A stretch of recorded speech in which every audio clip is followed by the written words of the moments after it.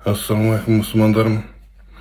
Мүфтияттың ең білімді ғалым, ғұлама деп есептелетін мына әміренің не шатып отырғанын тыңдаңыздар. Бұл ақымақ адамдарды харамға, күнәға итеріп отыр өзінің надандығыменен. Мұның айтуынша, егер рассрочкаға товар алсаңыз, рассрочканы уақытында төлесеңіз, онда ешқандай күнә болмайды, алуға болады деген сөз шығып отыр.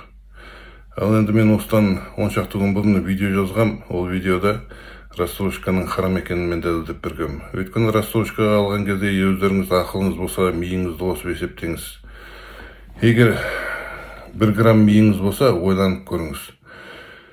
Міне банкіні алыңыз. Егер банкир сіздің әкеңіз бе, шешеңіз бе, ағаңыз ба, бауырыңыз ба, туысқаныңыз ба, кіміңіз ол сізге жанашып неше айға, неше жылға рассрочкаға товар беретіндей. Неге ойламайсыздар? Ол рассрочка деген ол товар беретін магазин менен банк екеуі келіседі, магазиннің товарына банкі, мысалы Каспий банк 16% қосады. 16% қосады, рассрочкаға деп береді.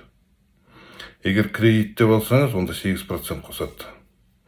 Енді осы процент, енді Аллахтың айтқан бұйрығыменен бұл харам болып есептеледі. Харамға жолауға болмайды. Харам ешқашанда. Хадисте айтылады, жолаушы жолда үсті басы шаң-шаң болып, екі қолын аспанға жайып отыр, Аллахқа дұға жасап отыр дейді. Оның үсті басы шаң-шаң, киген киімі харам, ішкені харам, жегені харам, Алла тағала оның дұғасын қалай қабыл етеді дейді. Сондықтан харамға ешқашанда жоламаңыздар. Харам ешқашанда халал болмайды. Осыны ұмытпаңыздар. Құран менен сунна тұрғанда тек осындай ақымақ дүмші молдалар ғана ғұламалардың өздерінің мазһабтарының, ғалым-сымақтарының, дүмші молдаларының шатпырағыменен еріп кете береді. Байқаңыздар мұсылмандар. Енді кейбір ғұламалар айтады,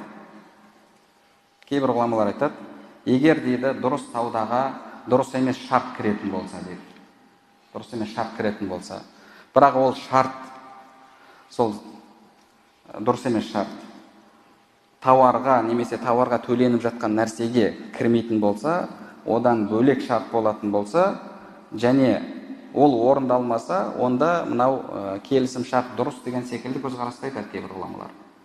Яғни, мысалы, сен соны уақытына жеткізбей төлейтін болсаң, онда сен харамға түскен болмайсың деген секілді көзқарасты айтатын Ханафи мазхабында ғұламалар бар.